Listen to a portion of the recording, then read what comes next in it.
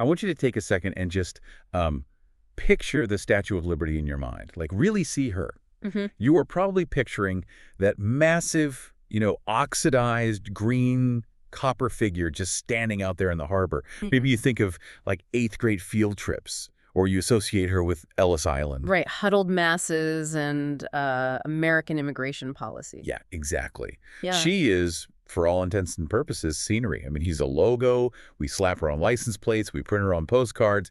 And we treat her like civic branding. We really do. We process the image in a fraction of a second and just move on with our day. Yeah. She is so ubiquitous that she has, well, essentially become invisible.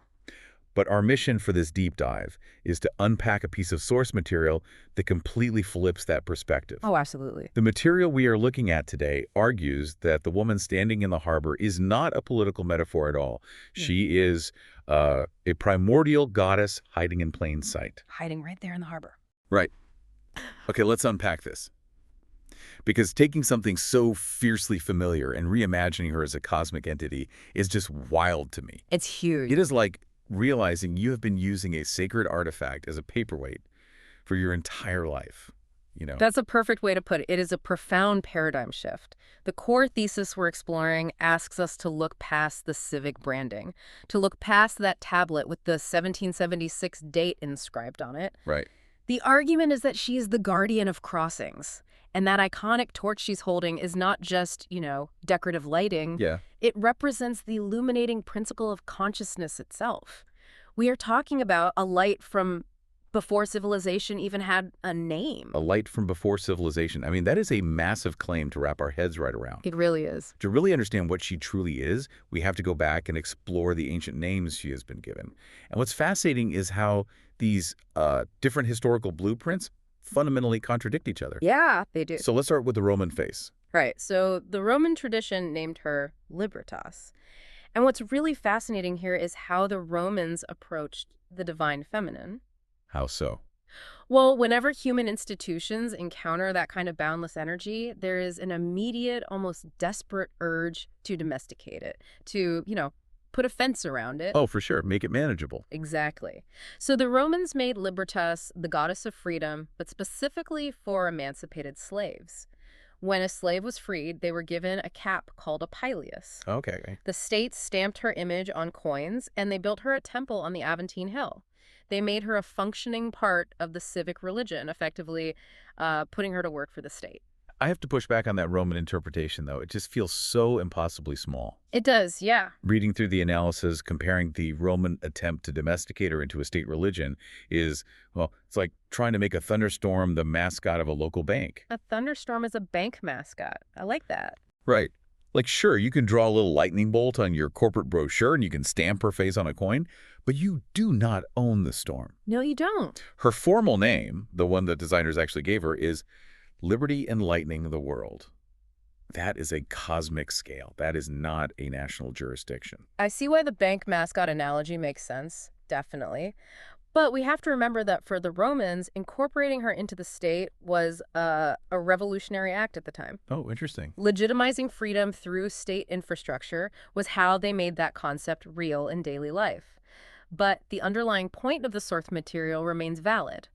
By putting her on a coin, they inherently put boundaries on her. They boxed her in. Exactly.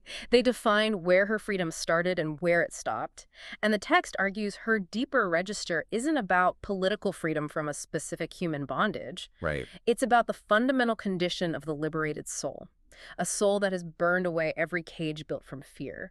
Which begs the question, if the Roman blueprint was too small, too domesticated to capture this energy, where did the statue's creator actually look?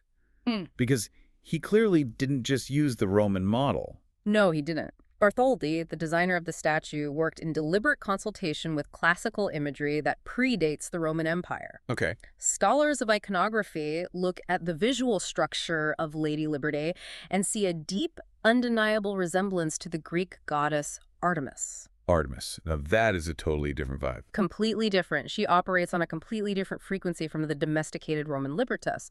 She is the goddess of the hent, of the moon, of the wilderness. Wow, yeah. And most importantly for our discussion today, she is the goddess of the threshold. The edges of the civilized world. The places where the map stops. Exactly. The shoreline where land meets sea. Artemis is the protector of outcasts, of the people who refuse to be tamed. She doesn't require you to be obedient, and she certainly doesn't demand that you be grateful to the state. She only requires that you are willing to survive. She is the force that guides travelers through the darkness when the paved roads end. You know, the breakdown of her mythology in the text brings up this incredible dichotomy between Artemis and her twin brother, Apollo. Oh, yes. The sun and the moon. Right. Apollo represents the sun. He is reason, intellect, the clear, rational light of day. Everything makes logical sense under Apollo. Very structured. Very structured. Artemis, on the other hand, represents the moon and instinct. She's that deep bodily knowing that hits you in the chest before your mind even has a chance to translate it. And the way these two forces are synthesized in this monument is brilliant. Lady Liberty holds Apollo's torch, but she holds it with Artemis's hand. It's the ultimate union of the visible and the invisible.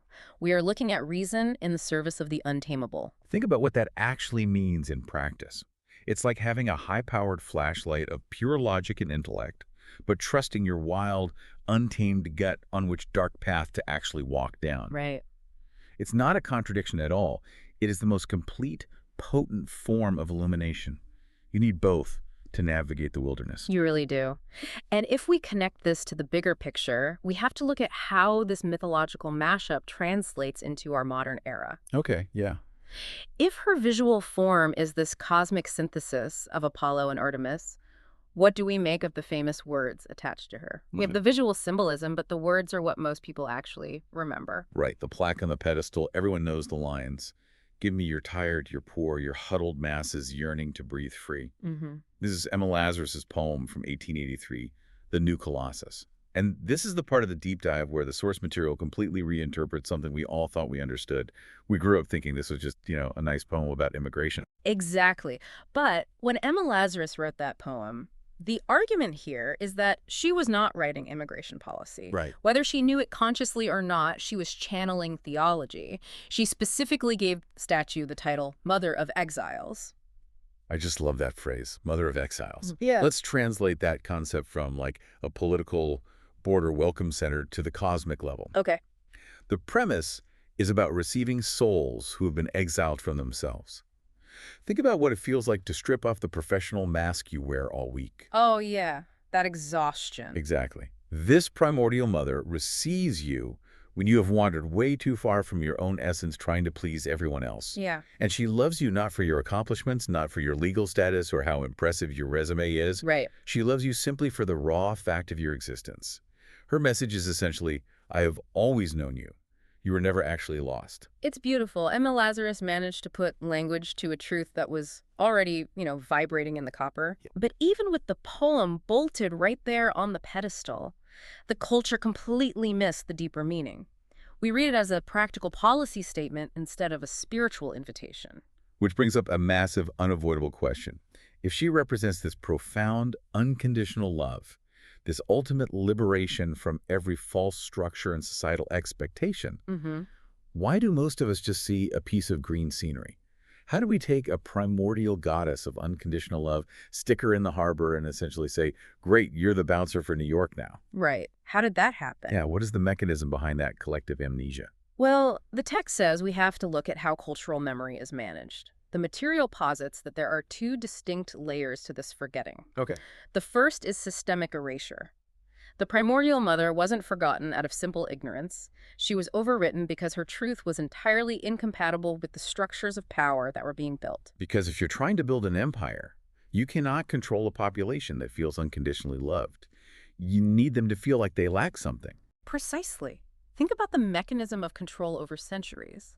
Power structures, particularly those establishing strict hierarchies, require manufactured need. Right. A humanity that feels held by an infinite pre-existing love would simply not consent to millennia of control and arbitrary rules. They would buy into the system. Exactly. So the old knowing had to be dismantled.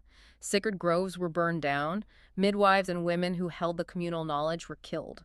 The divine feminine was forcibly removed from the center of our cosmology and reduced to a peripheral, heavily domesticated role. And the trauma of that removal doesn't just vanish. It leaves a scar. A huge scar. The argument is that this cultural trauma produced a specific psychological defense mechanism: collective dissociation. We refuse to remember what was lost because feeling the true weight of that loss would mean processing an unbearable amount of historical grief. Right, it's easier to forget. Exactly. That is how symbols get actively repurposed over generations. We slap a 1776 tablet on her, we call her civic branding, and we look at the harbor and see only copper. It is our collective grief calcified into a nationalistic logo. We substitute the infinite for the institutional because the institutional is something we can manage. We can control a monument. We cannot control a cosmic force. Now, here's where it gets really interesting, though. It's not just historical suppression. We can't just blame people from centuries ago for burning groves. Right. The material introduces a second kind of forgetting, which is active flight. This is our own modern daily fear. We aren't just passive victims of some ancient erasure. We are actively running from her truth right now. We run because encountering that truth is deeply threatening to the way we have structured our daily lives. Yeah. The premise claims that looking at her truth costs you the comfortable numbness. Think about it. To stay in her presence means you have to see clearly. And clear seeing dismantles everything. Everything. It dismantles the economies we participate in that are built entirely on manufactured need.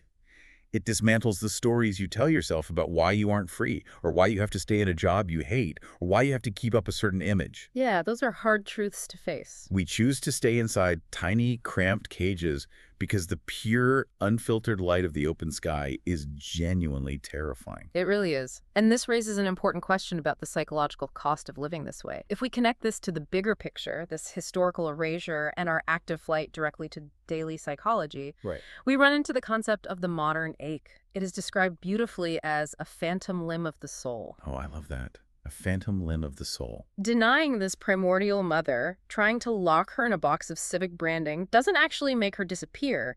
It just creates a painful, unresolvable contraction inside of us. It's a longing for something we cannot even name, because we have been culturally forbidden to identify it. Let's ground this in everyday life. Have you ever walked into your apartment after a long day and immediately turned on a podcast or the TV? Oh, all the time. Not because you wanted to listen, but just to avoid the silence? Or maybe you found yourself mindlessly buying something online at 11 p.m. because you felt this vague, buzzing emptiness. That is the modern ache. Yes. Our endless scrolling, our overworking, the constant background noise we inject into our lives, these are all failed attempts to feed an immense hunger. Right. We are reaching for the unconditional acceptance of the primordial mother, but we are reaching for it in forms that cannot possibly satisfy the ache. A dopamine hit from a social media feed will never replace the profound grounding of being truly seen. Which brings us directly back to Artemis, the goddess of the threshold. I want you to think about the thresholds in your own life. The edges. Right? The edges of becoming. Birth, death, profound grief, moments of genuine spiritual awakening. These are the borders where the paved roads end. Yeah. Think about the raw reality of being awake at 3 a.m. You know exactly the feeling I'm talking about. The daytime structures have completely fallen away. The noise is gone. You are stripped of your title, your job description, your daily distractions, and you are just naked to the cosmos. That 3 a.m. space is the most vulnerable and sacred of places. It is where your old identity begins to dissolve, and the new one hasn't quite cohered yet. It is pure transition. And in that terrifying, quiet vulnerability, have you ever felt a sudden, inexplicable comfort in the dark? A strange sense that you're actually held by something vast that knows your name. Wow. The argument we are exploring today is that the presence you feel is her. That is the primordial mother standing at the threshold holding the light, accompanying you through the crossing. Beautiful. The daylight structures, the institutions, the resumes, They could never hold you the way she does in that profound darkness. And she has been stationed there all along waiting. What is emphasized here is her infinite patience. She doesn't need to be worshipped into existence by us. She doesn't demand recognition or a temple. She exists completely independently of our awareness. But, every torch is both a gift and a question. A question. Yeah, the gift is the light itself. The question is, what will you do now that you can see the path? She is waiting with that torch for the culture to finally get tired of its own exile. Precisely. She is waiting for the precise moment when a civilization becomes so deeply depleted by its separation from its own nature that it is finally ready to turn back. With all our modern hunger, all our desperate searching for a meaning that transcends political positions or personal brands, there's a strong suggestion that this moment of returning might be right now. So what does this all mean for us? We started this deep dive by picturing a massive piece of oxidized copper in New York Harbor, a familiar monument to immigration policy and American history. But if we accept the premise of this source material, we have to make a profound internal shift. We have to stop processing a piece of national scenery and start receiving a cosmic message. The welcome she is extending out there in the harbor is not to a new country. It is a welcome back to yourself. It is the ultimate liberation from every story you have been told that says returning to your true, unmasked self isn't possible. She is standing at the edge, holding the light, simply to show you where the door is. And she will hold it for as long as it takes. So as we wrap up this deep dive, I want to leave you with one final lingering thought to mull over on your own time.